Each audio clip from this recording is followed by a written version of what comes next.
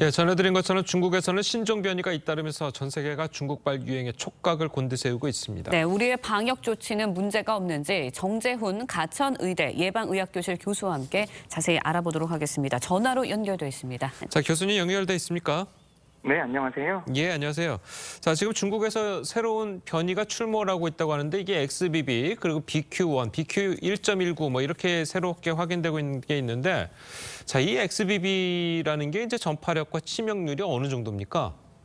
네, 이제 시청자들도 잘 이해하실 거라고 생각을 하는데요. 예. 새로운 변이가 등장을 하게 되면 그 변이는 기존의 획득된 면역을 회피하는 특성들을 가질 수밖에 없습니다. 특히 예.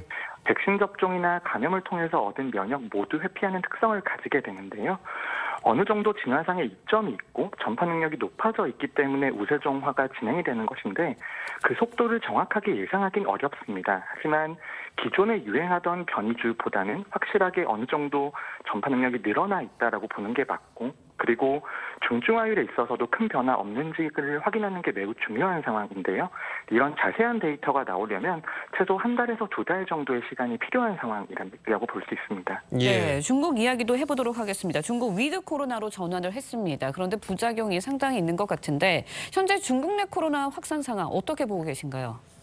중국 코로나19 상황에서 가장 문제가 되는 것은 중국 내부의 정보가 투명하게 공유되지 않는다라는 점입니다.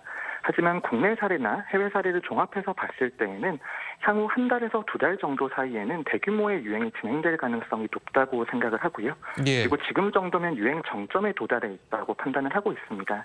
근데 가장 문제는 우리나라에서도 일상회복이 진행이 되고 나서 3번 정도의 대규모 유행이 있었는데요. 네. 중국도 이번 한 번의 유행으로 끝이 아니라 2번에서 3번 정도의 유행이 더 남아있고 그 유행마다 새로운 변이가 등장할 가능성이 있다는 게 가장 큰 문제라고 볼 수 있습니다. 예. 네. 자, 그리고 이제 XBB가 이제 중국에서도 이제 문제인데 이 미국에서도 초비상이라고 그래요. 그래서 이제 국내에서도 발견이 됐다고 하는데 이게 전 세계적으로 굉장히 심각한 문제 아닙니까? 네, XBB 변이 같은 경우에는 가장 문제가 최근에 이가 백신 접종이 강력하게 권고가 되고 있고, 예. 이가 백신 같은 경우에는 오미크론 하위 변이에 대해서도 어느 정도 감염 예방 효과가 있는 것으로 되어 있습니다. 하지만 새로운 XBB 변이 같은 경우에는 면역 회피 특성이 강력하게 나타났기 때문에 이가 백신이 제공하던 감염 예방 효과에서도 어느 정도 회피하는 특성들이 있고요. 그래서 예전에 백신 접종이 3회나 4회 정도 진행되었을 때 과연 감염 예방 효과가 장기간 지속될 수 있을 것인가에 대한 의문이 있었는데 그런 의문이 이가 백신에서도 동일하게 적용될 수밖에 없는 상황입니다.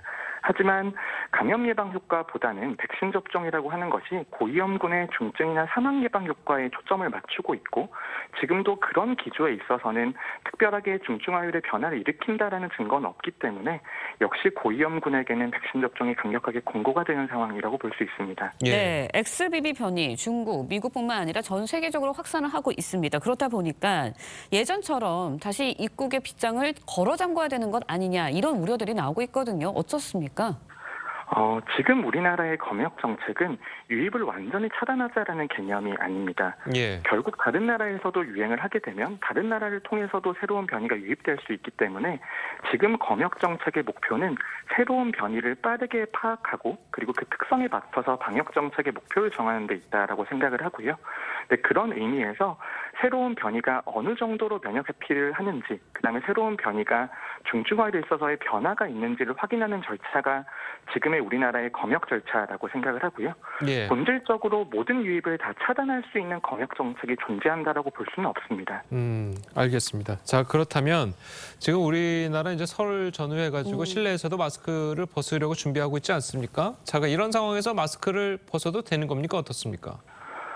저는 이제 실내 마스크 착용 의무 해제에 있어서는 기존의 로드맵을 유지해도 된다라고 생각을 하는데요. 예. 가장 큰 변수는 역시 중국에서 새로운 변이가 발생을 하게 되고 그 변이가 강력하게 이루어졌을 경우에는 영향을 줄 가능성을 완전히 배제하기는 어렵습니다. 하지만 우리나라가 이런 실내 마스크 착용 의무를 해제할 수 있는 여러 가지 전제 조건을 이미 만족을 하고 있는데요.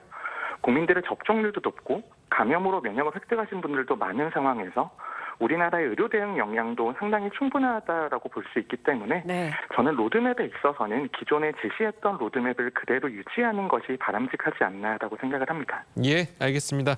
자, 오늘 말씀 여기까지 듣겠습니다. 교수님 감사합니다. 네, 감사합니다.